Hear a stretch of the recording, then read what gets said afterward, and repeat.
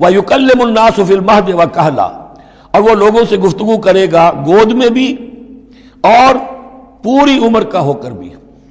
کہولت 40 برس کے بعد آتی ہے، اور حضرت مسیح اٹھا لیے گئے، رفع سماوی ہوا 33 برس کی عمر میں۔ گویا کہ اس آیت کا تقاضا ابھی پورا نہیں ہوا ہے، اور اس سے اندازہ کر لیجیے اس کے کہنے کی ضرورت کیا تھی، پوری عمر کو پہنچ کر تو سبھی بولتے ہیں۔ اس کا اشارہ کیوں کیا گیا یہاں؟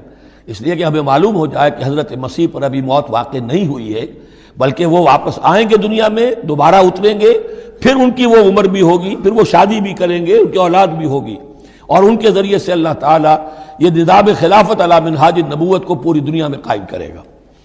وَيُكَلِّمُ النَّاسَ فِي الْمَهْدِ وَكَهْلًا، اور وہ گفتگو کرے گا لوگوں سے اپنے گود میں بھی، تمہاری گود میں بھی، پگھوڑے میں بھی، اور بڑی پوری عمر کا ہو کر بھی، وَمِنَ الصَّالِحِينَ، اور یقیناً وہ بھی بہت ہی ہمارے نیکوکار بندوں میں سے ہوگا۔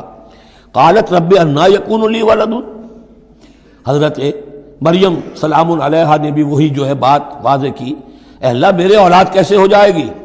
یمسسنی بشر، مجھے تو کسی مرد نے ہاتھ تک نہیں لگایا۔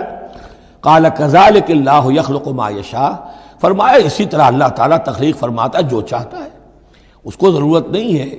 ٹھیک ہے عام ولادت انسانوں کی اسی طرح ہوتی ہے، باپ کا بھی حصہ ہے، ماں کا بھی حصہ ہے، لیکن یہ کہ اللہ تعالیٰ کے لیے کسی بھی شے کی ضرورت نہیں ہے، وہ محتاج نہیں ہے ان اسباب اور وسائل و ذرائع کا، اور جو چاہے کرتا ہے۔ قال کذالک اللہ یخلق ما یشاء اذا قضى امرا فانما يقول له كن فيكون، وہ تو جب کسی شے کا فیصلہ کر لیتا ہے تو بس وہ کہتا ہے ہو جا، اور وہ ہو جاتی ہے۔